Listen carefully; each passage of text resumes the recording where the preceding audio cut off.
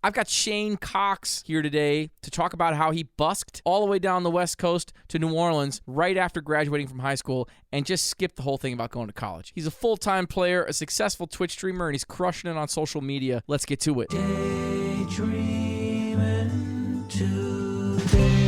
Welcome to How Musicians Make It. My name's Adam. I'm your host. Today we got Shane Cox on the show. We had a great conversation about his journey coming right out of high school and going pro, moving from New Orleans to the Bay Area and then up to Minneapolis where he is now. A lot of what I loved talking about was his views on development as an early musician, getting some lessons on the bandstand, playing shows, right? Rather than going to school and studying and being in a practice room all the time. It's like going out and applying things you're learning immediately with the shows that you're playing. It's a great mindset. And then also just talking to him about Twitch streaming and how he developed his following there, what kind of things that a musician should do if they want to get into Twitch streaming. He's got some great insights on building that part of his career. And this was just overall a really fun conversation. So here we go with Funky Spud, a.k.a. Shane Cox.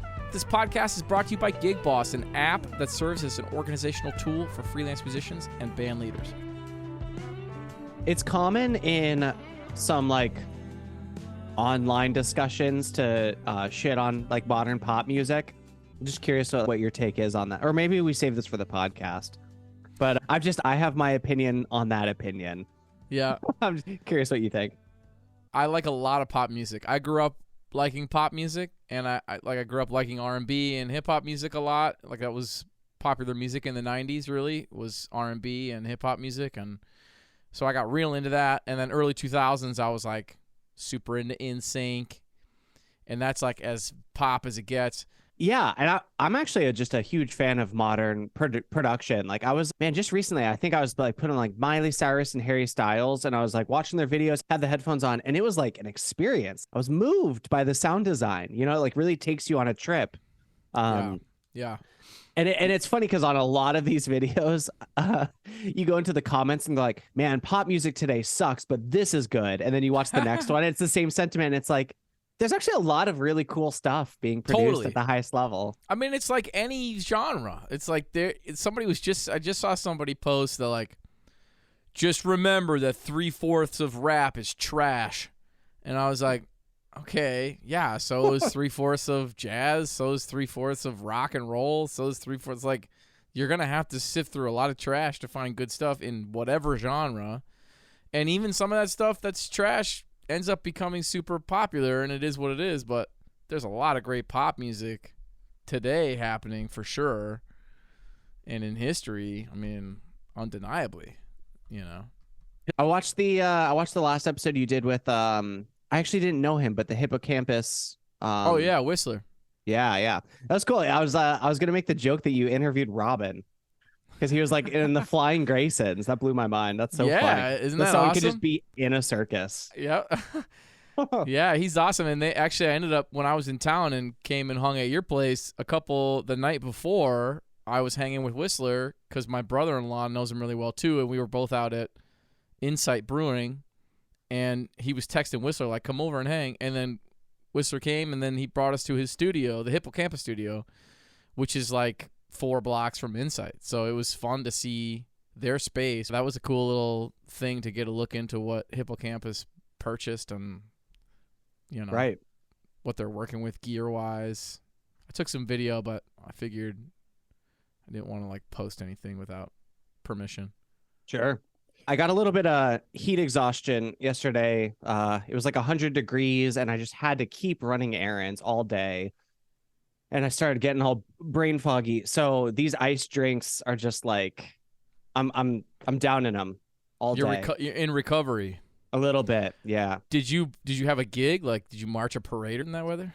Last year I did do exactly that, and I actually ended up going to the hospital because I thought I was dying. And what it probably was is it was a mix of the heat exhaustion, and then also I didn't know I had Lyme's disease at that point, and that's Holy smokes. That's been the story of my last year, because I had it for 7 years, and then I figured out that that's what was going on. And so I went through treatment for 3 or 4 months, and I'm just now on week 3 of feeling healthy. Wow. So yeah, crazy. Man, that's horrible. So you were just lethargic for 7 years, like, and Yeah, didn't know dude. why? That's one of the symptoms, right, of Lyme's disease?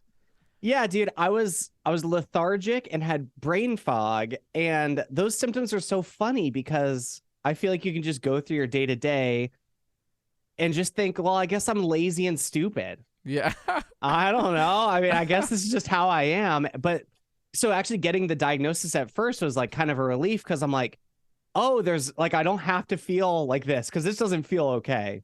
Yeah, yeah. I don't have to feel like this. And then and now that I'm kind of feeling healthy, I'm telling people I feel like 110% because I didn't even know I could feel this good. I'm like, I'm practicing, I'm getting music videos scheduled, I'm like recording, I'm doing Yeah. all the things that I love. And it's just like, man, feeling healthy changes everything. Totally. Yeah. I'm glad to hear you're feeling better. Yeah. Tell me, I want to know more about you. I've been researching your stuff. There've been a couple of storylines that have just like people have been like, oh, did you know this about Shane? Did you know that about Shane? And so I'd love to talk about some of those things. One, you went pro right out of high school, right? You're like LeBron James, right? Like didn't go to music school. You were just like, I'm going to play. How, like, what was that transition like? Like, where did you grow up in the Midwest-ish or something, and then move down to New Orleans? Is that right? Yeah. So I grew up in Boise, Idaho. Okay. And I think there's no way of saying this that sounds right. I think I might have been one of the most like natural talents to ever exist in Boise. And I was like, you know what? I want to see what it's like in a big city. That's the first thing I want to do before I go to college. So the plan still was originally to go to college, and I applied to Berkeley and got accepted, and I applied to University of Idaho, which had a good jazz program. And then just like when I was a few weeks out, I kind of got cold feet about it. Was thinking like, I don't know if I want to pay my way into a city. I just want to go see what it's like. Yep. And so I went busking across the country, which for those who don't know is just playing on the street. So Yeah. I had done some of that in Boise at like farmers markets, but I was like, let's go down like the coast of California and then go to the mecca of busking, which is New Orleans. Wow. And see how that goes. What was your busking setup like? Did you have a looper like you use now? Were you looping stuff? It was me and a banjo player. Oh, okay.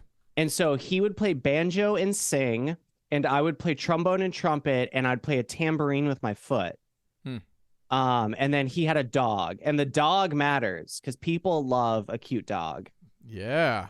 So that's how you're getting paid.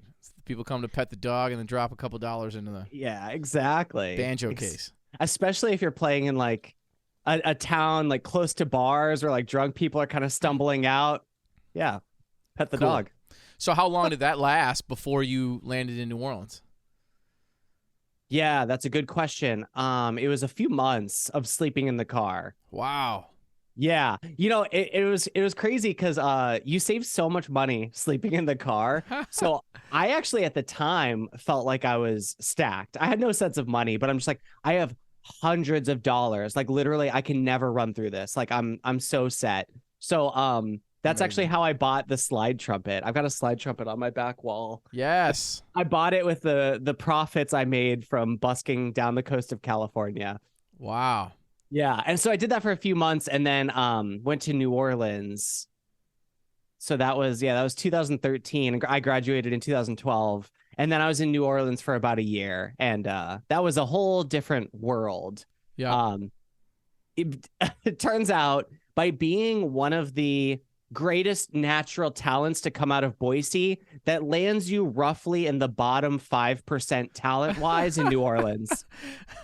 You know, I was going to ask, like, it seems like you're being facetious when you say that. And so I was going to say, like, do you think that because you came from a town like Boise, Idaho, that, like, being a big fish in a smaller pond helped you confidence-wise to just be like, screw it, I'm just going to go do it? Yeah, it must have. And I don't know if I would change anything. I've lived in big cities since. Yep. I think that still was like the right path for me. But yeah, I love that. I think that's such a bold move. And in a lot of ways, like when you get older and you start to know more about the ins and outs of things, you become less, I don't know, like less likely to do a thing like that. And I think a big reason is that like naivety can really be a strength. We talk about this a lot in like tech startups. Like when you get into a tech startup, you're like, I have this big idea, but you have no idea what it's going to take to accomplish the thing. And that's really a strength. If you knew how much work it was going to be, you'd be like, I'm out. Right. So a lot of like older entrepreneurs are like, nope, I know how much work that's going to take. So it's like interesting to me that you're just like, peace out. You're right out of high school. You busk all the way down to New Orleans, and then in New Orleans, you're around some heavy music, and what kind of stuff did you learn once you got to New Orleans and started playing with those musicians? Okay. So one of the biggest things that I learned is that music is auditory, because when I was in Boise, I got by being a really good sight reader. So anytime music was put in front of me, like I remembered like being in jazz band and music would be put in front of me and I'd be playing it so loud and confidently sight reading it. I was just like, I got this. Yep. And then in New Orleans, I remember like I was playing in Jackson Square and one of the drummers was like, you're playing that melody wrong. And I was like, no, I'm pretty sure I'm playing it right. And I played the notes for him and he was like, I can't tell you exactly what it is, but it sounds wrong. And that's when I realized I was in the world of like, he's just hearing it and it's not doing it. Right.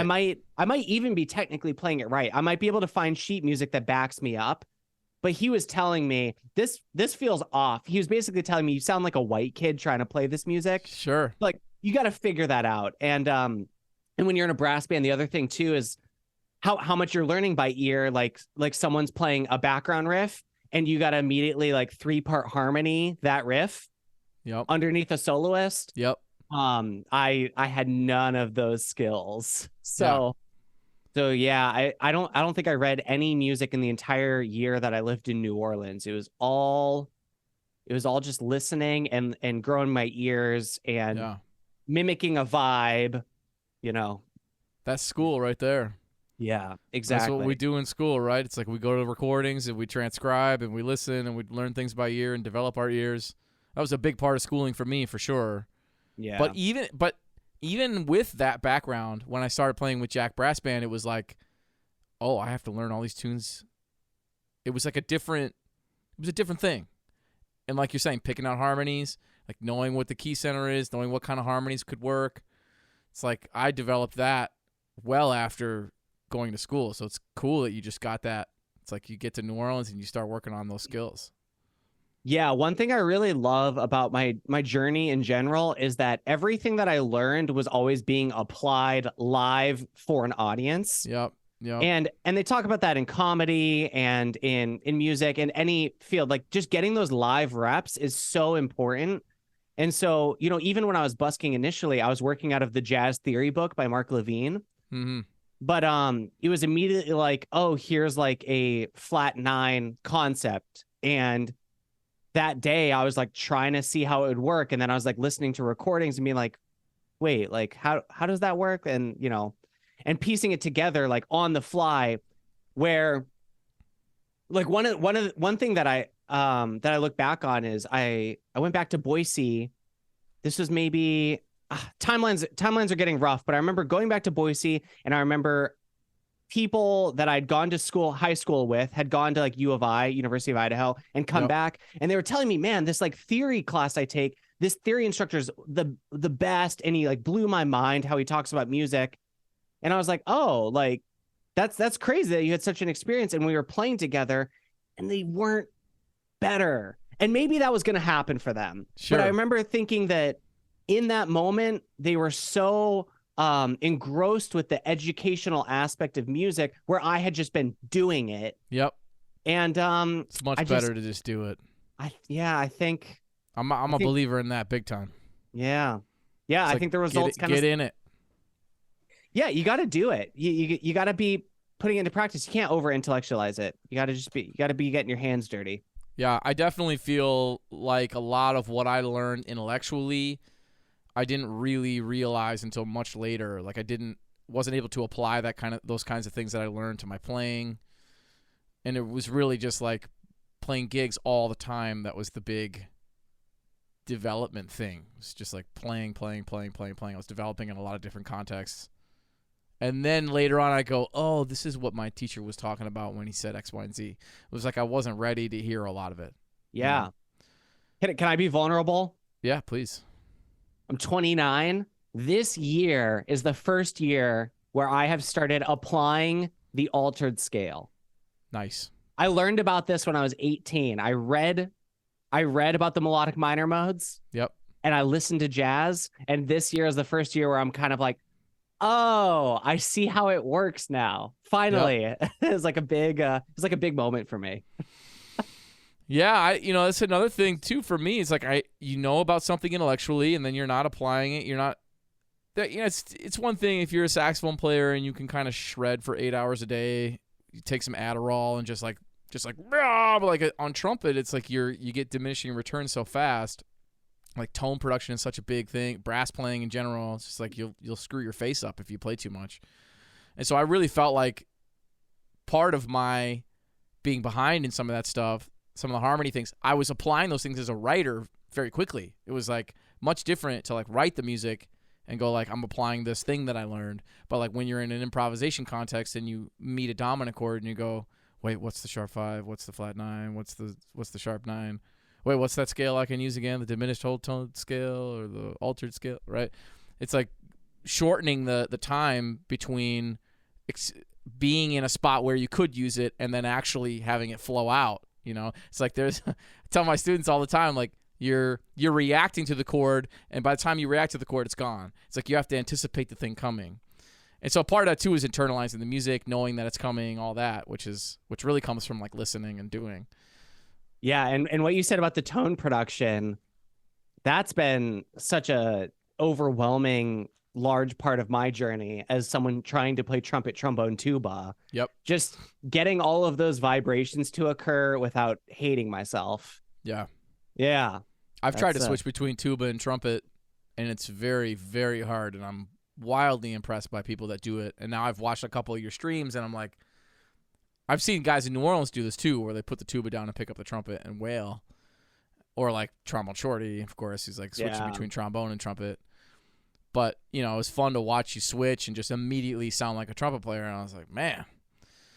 But you were doing that. Were you doing that on stage a little bit where you were playing all the instruments? Were you switching between things in New Orleans, or were you sticking to one on a gig?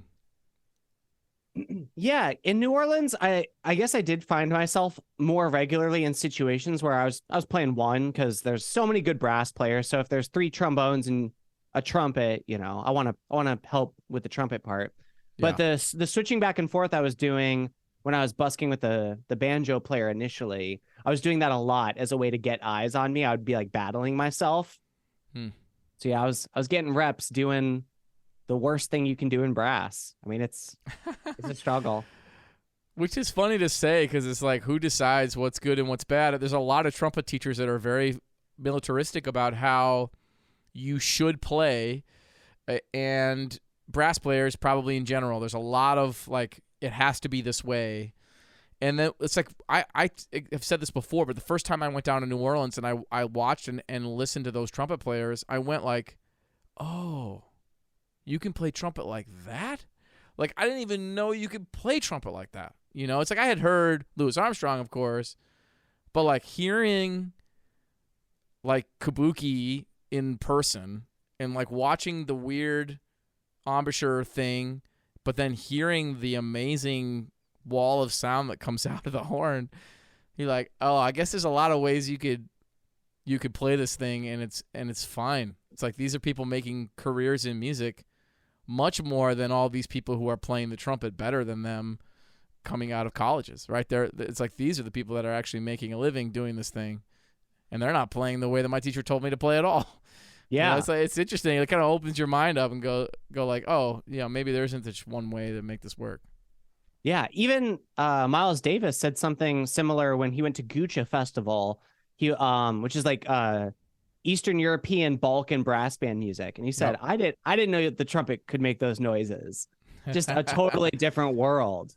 Yeah, and he's a very open-minded guy. He's a guy that obviously learned about music from different parts of the world, He Yep. sought that out, but even he was like, oh, I didn't even know that was possible. Because it's like, it's totally different there when they're Yeah. playing their like folk music and it's in 7/8 and they're doing their ornaments and they're like Baroque ornaments on steroids, just the most insane. That It's, music's awesome, man. it's so cool. Yeah. Yep.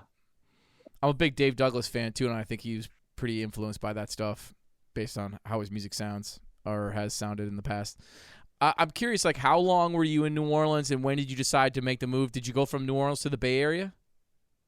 Yeah, I was there for about a year, and while I was there, this young trombone player from England was on vacation with his family, so he was like sitting in with brass bands, and I was kind of showing him some of the harmonies while he was sitting next to me, and I played some trumpet too, and I think he had voiced some interest in trumpet, and so his family hired me to go back to England and live with them for a month to teach him trombone. Whoa.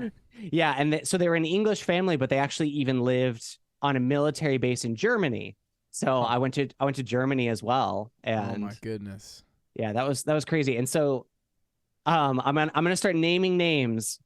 His name was Tom Wiggins, the Okay. the young trombone player, and they had made friends with a brass band leader in California by the name of Tom Wiggins. They found each other because they had the same name, Same and they were name. and they were both interested in New Orleans brass band music. So California Tom Wiggins knew about me teaching this young trombone player and said, "Well, if he ever wants a job playing New Orleans brass band music, he can come stay with me."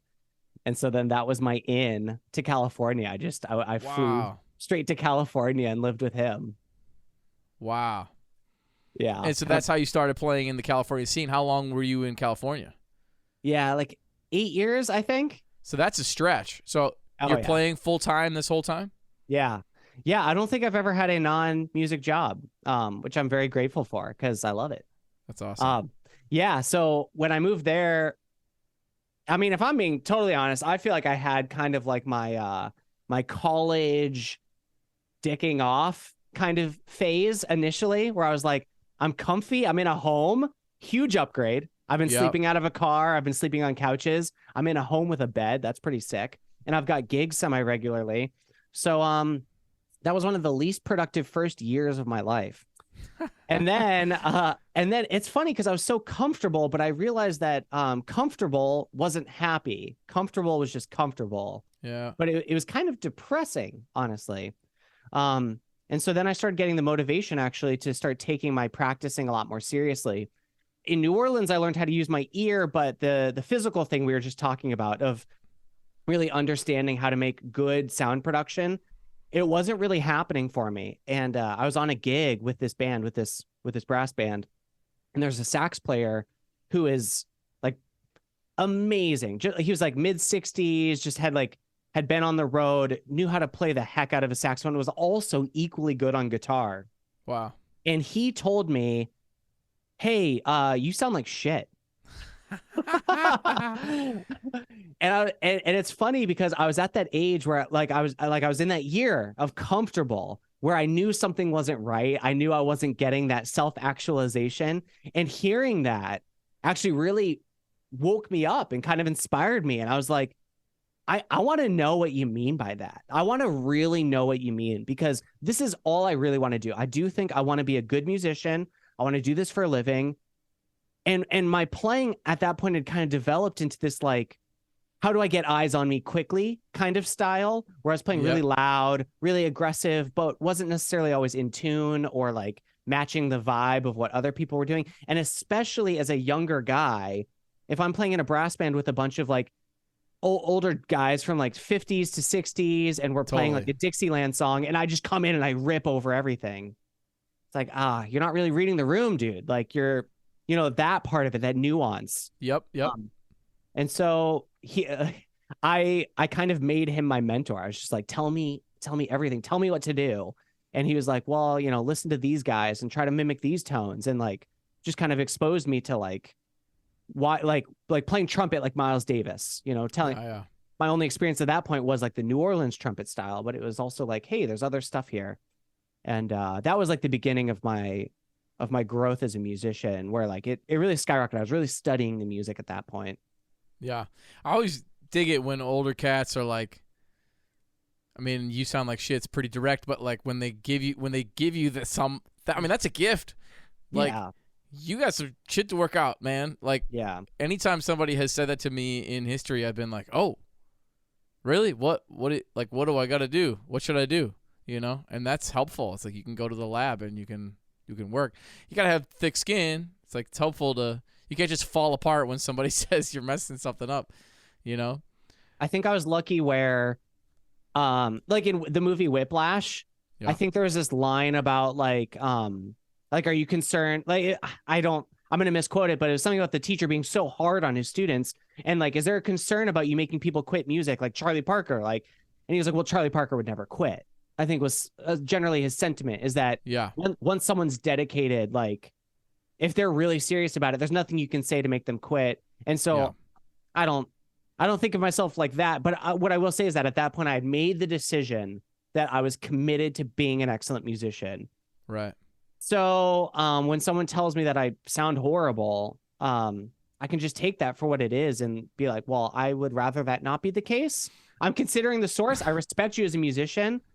Let's work on it. Like, let's make that not the case. You know, it has nothing to do with my validity as a human, but I'm committed to being a good musician. Like, let's fix that. I love to hear it. It is a gift. Yeah. And that's a really healthy mindset to have, I think, related to yourself. And just being like, be kind to yourself and go, all right, let's go to work, you know? Yeah. So what kind of stuff did you do while you were in California? Were you playing a wide range of styles? Were you reading and playing by ear? Did you do studio stuff? Yeah, it was a good mix. That was where I started learning how to be a professional because I started playing wedding bands and I started doing a wider variety of stuff, corporate events and learning how to show up on time, do my homework, know my music. And, you know, because I'm switching instruments, it would be like, well, in the morning, you've got a brass band gig on tuba. And then in the evening, you're playing a wedding on trumpet. So like, do your homework ahead of time so that you're not just like super confused or like even the physical part of it, like doing the warm up and kind of being more structured with how I went about my days. That's when I started like using a day planner and being organized and and the styles, the mix of styles I got to do was really cool because I played in a cumbia band that was doing festivals, and then I was doing Balkan brass music with a brass band out there. And actually, I still play with them. I'm going back in a couple of weeks to play with them. And cool. We kind of touched on that earlier. That music is so cool and so out there and different. Yep. So when did it become you're couch surfing, you're living in cars, you're living in a dude's house? When did you go like, all right, I'm doing it here. It's time for me to get my own place. That changes the game a little bit, right? It's like you got different kinds of expenses. Yeah, for sure. Well, I named him by name. He was awesome and he really afforded me the opportunity to live in California. But I think it was also just part of that. Like I was getting too comfortable and I needed the excitement of life. Yep. And I think as I started playing other gigs, he was kind of like, well, if you're living with me and you're not even taking my gigs, like that's not going to work out. Like you got to take my gigs. I was like, I want to play other gigs. So it was kind of that made me like want to move out because I didn't want to just play with the same brass band my whole life, you know? So right. So it kind of just seemed like part of the contract is like, well, if I want to commit to other projects, I got to figure it out. So that was like the impetus, if that was the question. Like that's kind of what got me out the door and becoming an adult. Yeah, sure. Yeah. Cool. So you're in the Bay Area 7-8 years. You moved to Minneapolis. When did the Minneapolis move? Actually, what I want to hear about is like when did Twitch streaming start for you, or like social media activity in general? It's like you're really active. You got a lot of people following you on TikTok. Yeah. But the Twitch streaming thing seems to be like something that you're doing a lot. When did that stuff start in your journey? So this question also is going to touch on why I moved to Minneapolis. So this thing happened in 2020 and it was called the COVID-19 pandemic. My goodness. Yeah. And when that happened in California, I was like living in my apartment with my now wife. and it was a shared house, and it was very close to other houses, and it was in this part of Berkeley that was becoming more and more like busy and kind of was starting to feel like San Francisco is getting very crowded. So there's no gigs. My wife's taking like business calls in the house. I'm like not allowed to practice. Everything felt very small. And it was like, I gotta get out of here. Because also I had practice studios that I was renting, and those all shut down. So my goodness. Yeah, it was feeling, I was freaking out. I was not liking that. So I kind of forced us to make the decision, like where are we trying to be? Because we knew we were never going to buy property in California. It's we're not tech workers, so it was never going to happen. Yeah, and then Minnesota, it's so funny. I think it was just like she had a couple friends, and then I was playing with Javi Santiago. Yeah, and so he got me in touch with Riley and Riley Helgeson. I want to shout these people out. I love these people. Scott Agster and Nelson Devereaux.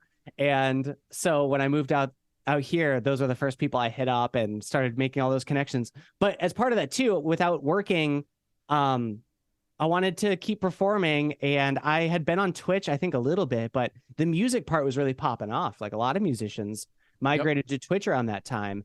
So I got the loop station. I don't know if it's not in shot, but I got my little loop station. It has like 5 tracks and all these effects. And I started learning that instrument, like getting really deep into it and studying on that.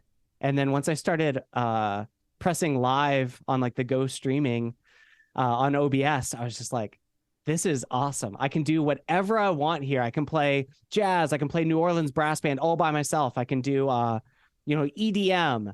And man, it's just so much fun, like having complete control over the music that you create. And so, yeah, I had so much fun. That kind of carried me through it. It wasn't even like, oh, I better make money off this, but it was like, I love doing this. It's so much fun. Yeah, I listened to an interview with the guy who created the like Twitch music thing. Once Twitch was already happening for like video games and stuff, right? It was like people were live streaming video game stuff.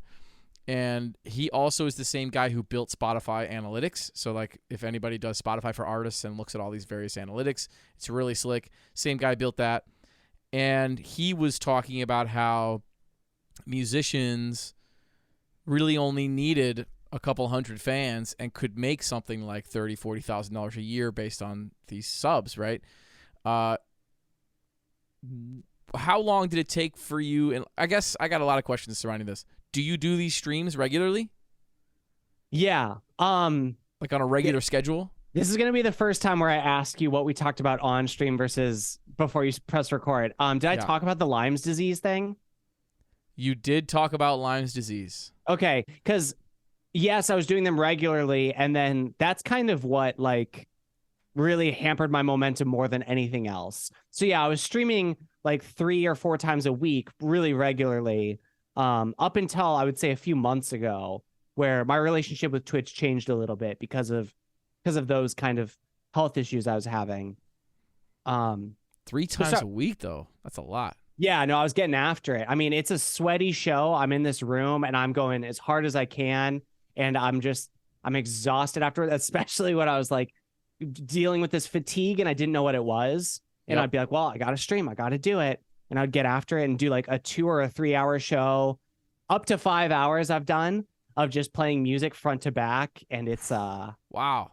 It gave me a lot of endurance. I feel like coming out of the pandemic, I had practiced more than anybody else I knew. You were ready to go. Yeah, totally. So how quickly did you build an audience there? You have a few thousand people that follow you on Twitch. Yeah. Like all those people don't watch every single stream. Sure. Yeah, like how long did it take for you to build a following? Was it a matter of months?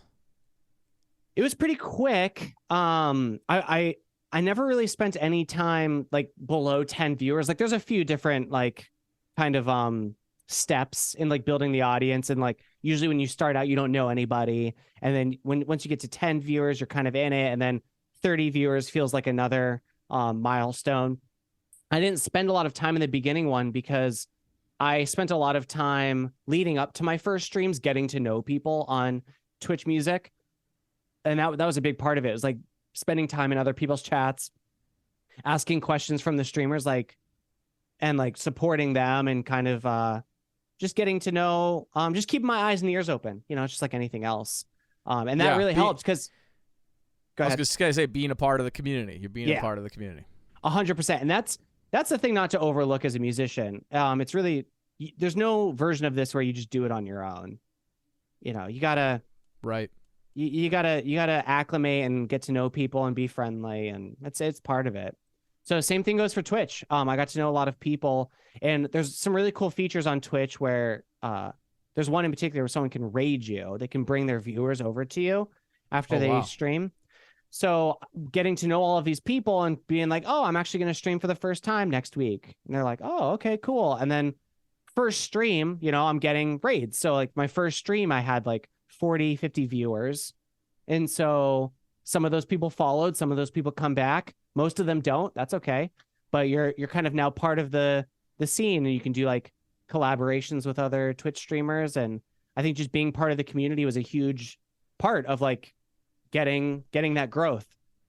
So that's how I did it. And it built pretty quickly, I would say. Like my early streams even kind of like looked janky, and the sound wasn't always great. I've learned a lot since then, but it was just being a part of the community, putting on a fun show, and kind of just feels like that was the only thing I had to concern myself with, and that was enough. Yeah.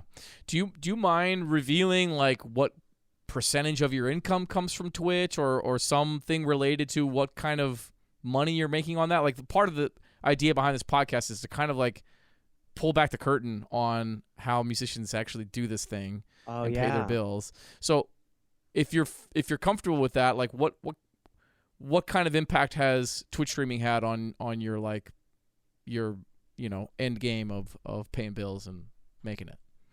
Well, yeah, during the pandemic, it was kind of the thing for a minute. I guess there was maybe some teaching, but I think I peaked at, I think I had some payouts over $1,000, which was cool. Is that like in a month? Yeah, exactly. Yeah, they pay out once a month. And then on average, I think it's been around $600 or $700, which when I'm also doing teaching and gigging, it's cool. That's it's huge. cool. I can make that money in my room. Like that's pretty cool. That's huge. Yeah. So it's not thousands. I never got to the highest level. I never got partner. Like I said, the health issues made it hard for me to be as consistent as I wanted to be, but I still really stuck it out, and I still really pushed for it. And I think that's like a pretty respectable number. I love that I was able to get that much support, being kind of the only guy doing brass streams on Twitch. It's mostly that's wild to me. I considered doing Twitch a couple of years ago. Like when I heard this interview, I was like, man, I should get on there and do it. But then part of me was like, I don't know. There's like this whole I gotta be careful with what I say, I guess. There's this whole like nerd culture on the internet that I feel like is like Twitch video games, like that's a part of the culture of anime. It's just like it's like my students all like self-described nerds, and they love all this kind of stuff, and that's really not the background I come from. So I wondered, like, and this is something I wanted to ask you too, for anyone listening that's like not somebody who hangs out on Discord and not somebody who uses Twitch regularly, how much of a leap is it for somebody like that to go like, I'm going to start streaming on Twitch? Is it just a matter of I'm going to do it and I'm going to do it consistently? Or we talked about creating community a little bit, being in other people's streams, seeing how it works.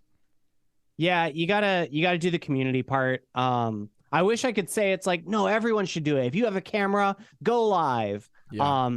But no, I think that's kind of the wrong mindset. Because if you go to like, I mean, this is nerddom. If you go to the Twitch subreddit and you hear people talking about Twitch on Reddit, it's a lot of people trying to hype each other up. Like, man, I'm only averaging 1 or 2 viewers, and I've been doing it 5 hours a day. Like, what do I do? And people in the chat, in the comments are like, just keep grinding, man. And it's like, no, like you can't just keep pushing if it's not working. Yep. You gotta join the community, see what works. Like I started learning a lot about video game music. And luckily Yeah. I was very inspired by it. So I enjoyed doing that. I also am who I am, and I'm the trumpet, trombone, tuba, one-man band guy that does funk and brass band music. So like that was never gonna change, but I did acclimate a little bit. I learned the ins and outs of like how to engage the audience. Yep. One really cool thing about Twitch is channel points. So the longer someone spends in your chat, the more channel points they get, and you can choose how those points can get redeemed. And so one of my favorite redeems is if they accrue enough points, they can get me to play Darude Sandstorm. So I play Darude Sandstorm almost every stream, and it's hilarious. Nice. And when I play Darude Sandstorm, I quote other meme songs. There's always a Rickroll. I'm always playing, like 1,000 Miles. I quote these like meme songs as part of that. So Yeah, I just saw a video of you quoting like All Star or something. yeah. Yeah. And that was actually one of my most successful TikToks. Right. Was doing that. So Right. Yeah, that's the video I saw. Yeah. So entering that meme culture, it paid off, I guess. I don't know. I got recognition or whatever that means, you know? Yeah, that's very cool. So, what do you have to do with Trombone Champ? Is that your thing? That's so funny, dude. You did some research. What's going on with Trombone Champ? I see that I'm giving copies away. You're saying, yeah, and I saw some videos of you doing it. It looks visually like the old Guitar Hero stuff, or like, whatever those games you can get in arcades that you have to match the piano keys or whatever. Trombone Champ, tell me about it.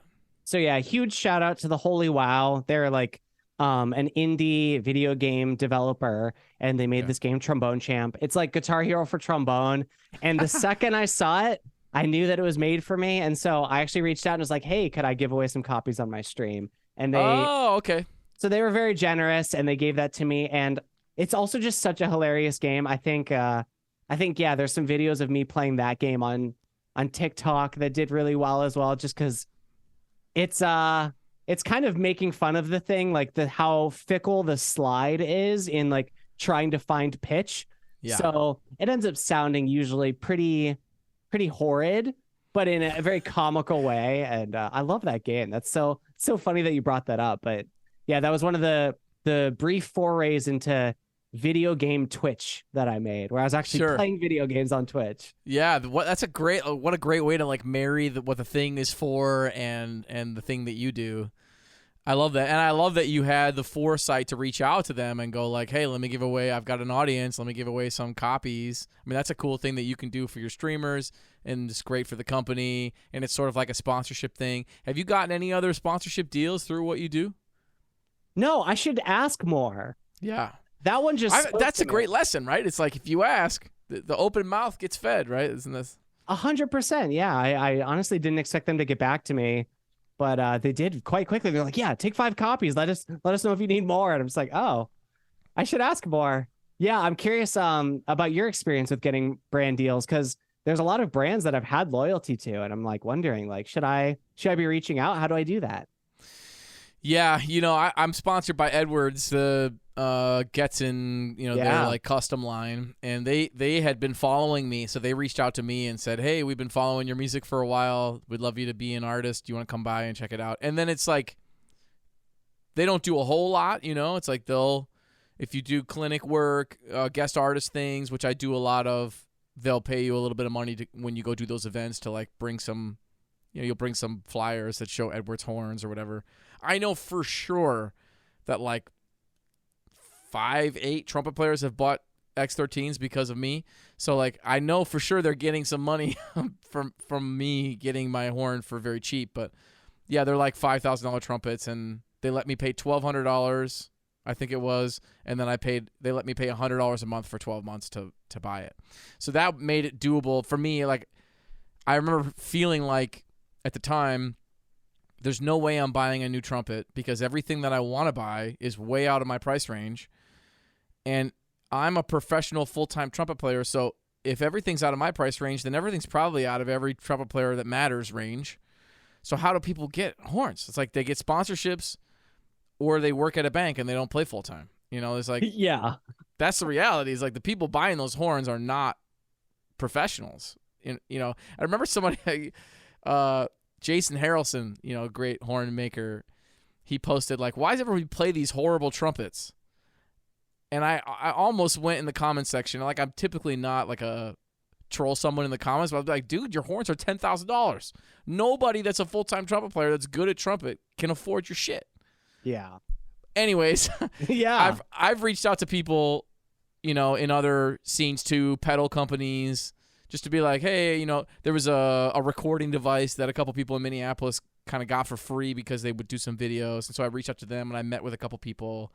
I was like a product tester for this new MIDI trumpet that you run through DAWs and you can give it any sound and you just blow, and it's pretty cool. It's called DigiBrass. Yeah. And so like little things like that, but I really haven't had anything I mean, other than the Edwards sponsorship, I haven't had anything major in terms of that kind of stuff, you know. But I remember going to people who had sponsorships and going, how did you get that sponsorship? What did you send them? And they would like forward me their one sheet that they made with everything that they do and that they send to companies. So people will just make a one sheet and email it to somebody and go, hey, can I become a, you know, artist on your bass line or whatever? I think it's really common with basses and guitars. Yeah, I think you're right. But that's another lesson also, I think, just not being afraid to ask when you're curious, because like I'm a very like individualist kind of person. I think that's served me in a lot of ways, like practicing and getting good at instruments. But as I've been releasing music and working on like building an audience on Twitch and other social medias, and even just thinking about this kind of stuff, I've started reaching out to people that I thought were out of reach. Like I was asking a friend of mine from California. Well, I'm calling him a friend now because he was so gracious, but he releases so much music and has had like music placed in huge commercials, and he does it full time. And I was like, oh, like, how do you like, what's your method for song releases? He was telling me about the waterfall strategy. Yeah. And like very gracious with his time, and someone who I thought wouldn't be, like that could afford not to be with how busy they seem to be. Yep. But yeah, you should always probably just ask more than you think. I think a lot of people are willing to give away secrets. You know, are willing to talk about it and help. Like they know, they see that you're on the same journey they were on, and I certainly feel that way. If anybody asks me anything, I'm like, I'm an open book. I'll tell you everything. I want you to succeed too. In my mind, your success, it's like it lifts everybody up, you know? And I've always tried to live by that mindset, that a rising tide lifts all boats, rather than the other way around. Yeah, couldn't agree more. Yeah, I love it. Like when someone comes to me and they tell me that they're like a tortured trumpet player, and they're just like, yeah, what do you do to play high notes or to like have endurance? I'm just like, yes, let's go. Like I'll give it all to you. Like, please. Yeah. I was texting with DeCarlo and he was like, I think I'm going to take some high note lessons from Shane. He's like, can I get his number? I was like, yeah, sure. Yeah, we were chatting. I was giving him the rundown on Flexus by Laurie Frank. That's my shit. That's my Bible right now. Yeah, it's so funny you say that because like I didn't study with Laurie Frank. I didn't go to NEC. I went to a different school, and I loved my teacher and had a great experience there. But it wasn't really until I got that book and started working out of it exclusively that my range completely changed. I mean, it was that book that went like it's like for those of you that don't play brass instruments, I know there's a lot of people that don't play brass instruments that listen to this podcast. It's like on a piano, you can walk up to a piano and you can play the highest note, but on a brass instrument, there is no highest note. It's just like it's a mix of physics and strength, and probably heavier on the physics, which is part of what Flexus taught me. Oh my gosh, this book has changed everything for me. What I like about it too is that it's pretty descriptive. I think one of the problems I've run into with books in the past is they give you only the most brief, like, oh, make sure that you breathe correctly when you play this. Yeah. You know? And then you're kind of just left to struggle with the rest of the exercises. Like I think some early editions of Arbin's they didn't have much, and that's been kind of rectified with some newer releases. But the Flexus book is like, it tells you how to practice, it tells you why, and then the exercises are actually structured in a way where they start out almost so easy you can't believe it. Yep. You can just spend so much time like working on those lowest partials of the trumpet, which are typically the easier ones for most brass players. You're playing low notes and you're starting with breath attacks and things like that. But then the upper end of it is just forever. No matter how good you are, you can like find a part of the book where you're like, oh, okay, like I require more technique for this, but you can work out of, like for me personally, I can work out of the book for like 2 hours and not feel like my actual physical lips are hurting, which is kind of one of the problems that we run into as trumpet players, is like the tone production becomes harder, your lips start to deteriorate. But it feels very natural. Swell up or something. Yeah, exactly. But it feels very natural, and a lot of the exercises require you to have almost no pressure in order to get the right kind of flexibility. That's why it's called Flexus. But yeah, dude, it's changed everything for me. Yeah, keeping it light on the face is really the key with that book. And I think that's a big thing that helped me, was trying to imagine that. And it's like still, I'll press, but yeah, not like I was, I think. Well, you know what I tell all my students is, when you practice, use good technique and build and don't deteriorate. And then when it's time to play the gig, rip it. Yeah, just go after it. Like what, that just play the music at that point. I love that mindset, man, because you really have to have that. You can't be like worried that the thing's not going to work. It's like you just have to have that killer instinct, and that's going to increase the chances that you miss fewer notes and play better, Absolutely. Yeah. Cool. So what do you got going on now? Well, now that I'm feeling healthy, it's kind of funny. I was actually, I watched this TikTok recently that talked about the science of recency bias in how we judge ourselves. Yep. And the idea is that if you ask somebody, how different are you now than you were 10 years ago? People will tell you all these ways in which their values have changed and who they are as a person, how it's grown so much. And then when you ask them, well, how different do you think you're going to be in 10 years? They're like, oh, probably not that different.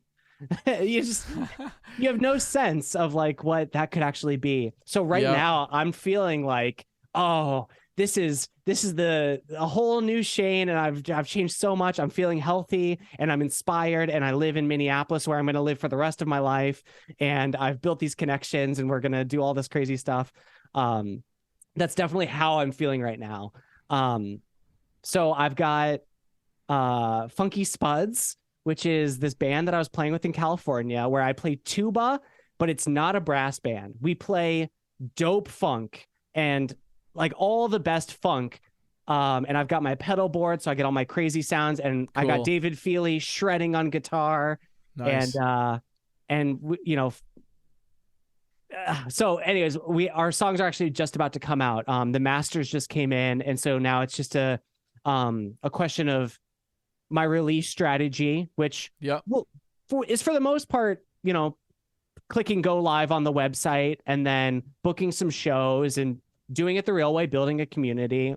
Right. Yeah, but those are going to come out soon. I just don't know exactly when. And then I got a brass band too with all those guys we were talking about. And it's basically the same thing. It's like Funky Spuds brass band, I guess we'll call it. And it's Riley Helgeson and Scott Agster and all of the awesome New Orleans style brass players that I've met in the area through like Jack Brass and McNasty. Great Minneapolis brass bands that everyone should check out. Yeah. So, cool. So I'm doing my own thing with them, where once again I'm playing tuba, but I'm kind of deconstructing the brass band thing a little bit, getting hyphy, doing my octave skips and playing too many notes and letting everyone else do some of that as well. Yeah. So yeah, it's mostly that. It's like getting these projects going, and I want to do like music videos and so getting the videographers and all that stuff in place. I want to put art out into the world. I'm very excited about it. And that's kind of my goal for this next year, is just to put out a lot of stuff. Awesome. Tell some stories. Great. So we have some stuff to look forward to. I'll link all your stuff in the show description, the Twitch, your social handles, And then if you've got that website that you hit live on, eventually send it to me, and I'll add it to the description of this episode, because people will watch this, listen to it far after it has come out. Dude, thank you for taking the time to hang with me. I appreciate your insights.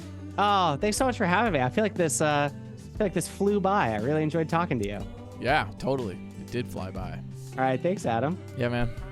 Have a good one. You too. If you really like the podcast, wherever you're listening, like and subscribe. Give us 5 stars on Apple Podcasts. Write a little review on Apple Podcasts, because that helps the show show up on other people's feeds, which will help us grow. Tell a friend that you dig it. Thanks for listening, everybody. Appreciate you.